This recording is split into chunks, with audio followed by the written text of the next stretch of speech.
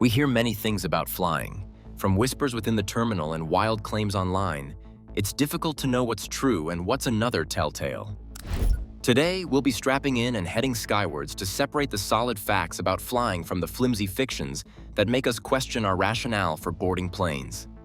Let's get started.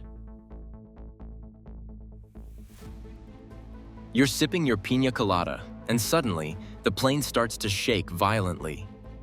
You feel your stomach pit, and you ask yourself questions like, is the plane going to crash? Is something breaking? This is a natural response, especially when your body thinks you're in grave danger. But there's something you must know. Turbulence isn't something that'll break the plane into bits in seconds. See it as a fancy word for air bumps, similar to potholes you see on the highway while commuting to work. Think of the air as a vast but invisible ocean. Like ships encountering waves during voyages, the plane encounters different airspeeds and densities. And when they collide, turbulence occurs. The point that should keep your mind at ease is the fact that planes are designed to withstand turbulence. Aircraft wings aren't rigid but flexible to weave past air bumps effortlessly. What's more? Before a plane leaves the production lines, engineers subject it to strict tests to ensure that it doesn't break when turbulence is at an all-time high. Injuries stemming from turbulence are extremely rare. When this happens, it's most likely because the person wasn't strapped into their seat. As such, they might jostle around the cabin when turbulence strikes. Additionally, pilots are trained to predict and move away from turbulence when possible. They do this with the aid of sophisticated plane mechanics and real-time pilot reports. In a world where people are sensitive about germs, you might feel a little uneasy when you think about the quality of air you're breathing in on a metal tube with hundreds of other people. It's a common fear to feel that you're breathing recycled air for several hours at a stretch. But the reality is air quality within the cabin is actually cleaner than you think. It's filtered by HEPA filters. HEPA stands for High Efficiency Particulate Air. These are the same kinds of filters you'll find in sanitized environments like hospital operating rooms. They're not just any kind of filter. They're created to remove 99.7% of all airborne particles, viruses, and bacteria included. It goes deeper though. The air you breathe while in a plane isn't stale air that's recirculated. Planes have ventilation systems that pull in fresh air from outside, blend it with air within the cabin, and distribute it evenly across the plane. This system effectively pushes germs towards the floor and away from your breathing space. So, while you might be seated next to someone down with the flu, you can rest assured that you're breathing clean air. However, there's a catch.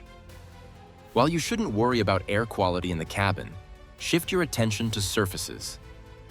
Things like seatbelts, armrests, and food trays are magnets for the germs left behind by other passengers. So, while the air quality while on board might be immaculate, practicing simple hygiene is crucial. Before you get seated, use sanitary wipes to clean your seating area. Additionally, after holding every item that isn't yours, make sure you use a hand sanitizer. Remember, your hands are the first line of defense against germs, and by practicing hygiene, especially when eating, you can protect yourself against germs.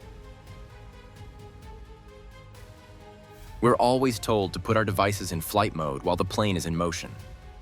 The rationale behind this was that signals from mobile phones could affect the plane's navigation system and prompt a crash. This story has been evergreen for decades, even though the technology that inspired it became redundant. You see, modern-day planes are designed to withstand electromagnetic interference of any kind. Your mobile phone, regardless of how smart it might seem, has no power to stall a plane's navigation system.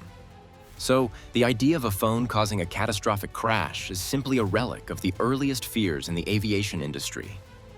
Today, you'd notice air hostesses still instruct passengers to put their plane in flight mode. This instruction doesn't stem from the fact that active smartphones could crash planes.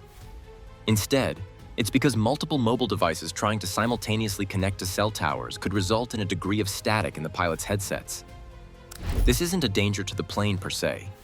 Instead, it interferes with communication from air traffic control. As such, putting your device in airplane mode is a simple task that ensures those marshalling the plane can enjoy clear communication throughout the flight's duration. This myth has caught on because aircraft crashes tend to make headlines for weeks globally. The attention around air crashes is high-pitched because they're rare. Statistics confirm that air travel is the safest way to travel. The chances of a commercial plane crashing are at 0.0001%. On the flip side, the chances of being involved in a car accident are higher, with the average individual expected to crash their car 3 to 4 times in their lifetime. So, what makes flying so safe? Well, it's a result of the aviation industry prioritizing regulation and safety across the board. As we've established, planes are meticulously designed and undergo stringent tests to ensure they can maneuver through different scenarios without braking. Furthermore, pilots manning these metal tubes undergo years of training to get the job. And regardless of their experience, they still remain subject to tests to ensure they're in tip-top shape. And finally, air traffic control has evolved to a point where thousands of flights are monitored at the same time, ensuring that none are on a collision course with another. Have you ever sat back and pictured pilots in the cockpit with their headphones on and sipping a drink, letting autopilot take the reins? Albeit a common image, note that it's a great misconception. Autopilot is an amazing tool fitted to aircraft. It aids stability and efficiency while cruising at controlled speeds. However, this doesn't mean that pilots are passive passengers, sitting back to monitor the process. They're involved in every critical decision made on the plane. These professionals are in charge of handling the most delicate aspects of a flight, taking off and landing. They monitor plane mechanics, air traffic, and weather conditions during flights. And while autopilot helps with seamless cruising, pilots are on hand to take over the wheel at a moment's notice. For them, autopilot is a mere assistant, not the boss. While we've shed light on the most common flying myths around the world, let's take a look at other fictitious tales worth mentioning. You can open the plane's door during a flight. This is 100% false. It's physically impossible to get this done because of the plane's cabin pressure. This means that the exit door and other plane doors are sealed shut and can't be opened until the plane lands. Lightning strikes will bring the plane down. Another false statement. Planes are incredibly strong and are designed to withstand lightning strikes. Although the electricity tied to these strikes has thousands of volts, they just glide across the plane's outer shell. So, while you might hear a loud bang, everyone in the tube is safe. Tuesdays are the best days to book cheap flights. Contrary to popular beliefs, booking a flight on Tuesday doesn't mean it'll be cheap. Ticket costs rise and fall to mirror demand. Therefore, their prices can change by the hour. Although you'd get some cheap flights on Tuesday, it isn't a scenario set in stone. The best way to get the least expensive flight is to book tickets months or weeks before you travel. It's possible to get sucked out through a small hole in the plane. While planes are structurally sound, some could develop small holes due to wear and tear. Although this could cause a small drop in pressure and a negligible amount of noise during flights, it wouldn't be enough to get you sucked out of the plane's cabin.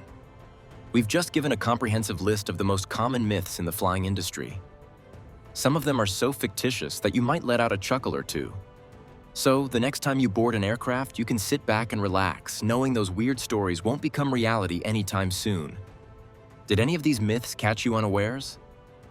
If yes, we'd love to hear from you, so leave a comment. And if you're down for more content like this, don't forget to hit the subscribe button. Safe travels.